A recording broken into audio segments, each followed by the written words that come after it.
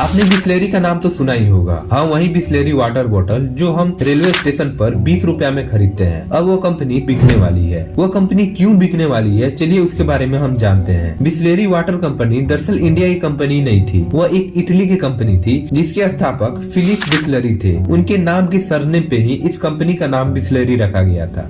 Philip Bisleri 1965 में भारत के मुंबई शहर में दुकान स्थापित किए थे। तो साल 1969 में रमेश चौहान जी ने बिस्लेरी को 4 लाख रुपए में खरीद लिया था। उस समय रमेश चौहान बिस्लेरी ब्रांड के अंडर सोडा बेचना चाहते थे, पर ज्यादा उनका बेनिफिट नहीं हुआ। तो प्लास्टिक के बोतल 80 के आधे दशक बीत जाने के बाद मार्केट में आई। इससे पहले वो पानी को कांच के बोतल में बेचते थे। ऐसा नहीं है, प्लास्टिक का इन्वेंट 1907 में ही हो गया था, बट कांच से प्लास्टिक की बोतल में आने में, वो भी मार्केट में आने में 80 के आधे दशक का टाइम लग गया था। कंपनी के मालिक और चेयरमैन रमेश चौहान ने बिस्लेरी कंपनी को बेचने का फैसला फाइनली कर दिया है। इस कंपनी को Tata consumer products limited TCPL 7,000 crore रुपया में खरीद सकती है। भारत में जो बोतल बंद पानी है, यानी कि जो पानी को बोतल में बंद करके बेचा जा रहा है, उसका मार्केट है 20,000 करोड़ रुपया से भी ज्यादा, जिसमें अकेले बिस्लेरी के पास इस मार्केट का 35% हिस्सा है। अब आपके मन में एक सवाल आता होगा कि इनका बिजनेस तो बहुत ज्यादा प्रॉफिटेबल चल रहा है और बहुत अच्छा इनकम भी इनको दे रहा है, फिर ये अपने कंपनी को क्यों बेच रहे हैं? इसके पीछे 2 रीजन है। सबसे पहले रमेश चौहान जी का जो उम्र है वो 82 वर्ष हो गए हैं और उनका स्वास्थ्य बहुत ज्यादा खराब चल रहा है। और दूसरा रीजन ये है कि उनके पास कोई उत्तराधिकारी है ही नहीं। उनकी एक बेटी है जयंती चौहान। उनकी बेटी जयंती बिजनेस से ज्यादा दिलचस्पी नहीं रखती, इसलिए कंपनी बिकने के कगार पर है। जयंती ने लंदन से फैशन स्टाइलिंग और फोटोग्राफी सीखी है। इसके अलावा उन्होंने लॉस एंजलिस के fashion institute of design and merchant designing